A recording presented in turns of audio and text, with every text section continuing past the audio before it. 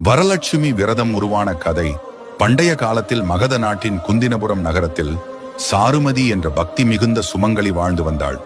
அவளை அவளது குடும்பத்தினர் அனைவரும் மிகுந்த மரியாதையுடன் மதித்தனர். ஒரு இரவு மகாலட்சுமி தேவி அவளது கனவில் தோன்றி அருள் கூறினாள். அன்புள்ளவளே, ஆடி மாத பௌர்ணமிக்கு முன் வரும் வெள்ளிக்கிழமை வரலட்சுமி விரதம் எனும் புனித நாள். அந்நாளில் பக்தியுடன் விரதம் செய்து என்னை வழிபட்டால் உனக்கும் உன் குடும்பத்திற்கும் உடல் நலம், செல்வம், சௌபாக்கியம் கிடைக்கும்.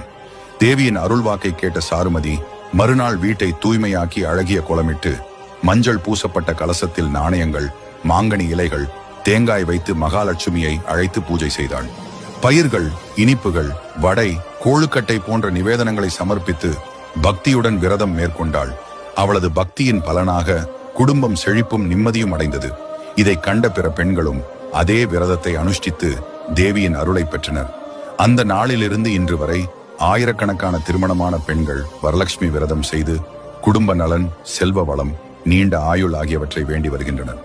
விரத தினம் வெள்ளிக்கிழமை ஆகஸ்ட் 8, 2025. சிறந்த முகூர்த்த நேரம் காலை 6:30 முதல் 8:45 வரை, மதியம் 1:20 முதல் 3:40 வரை, மாலை 7:25 முதல் 8:55 வரை காலை நேர முகூர்த்தம் மிகச் சிறந்தது.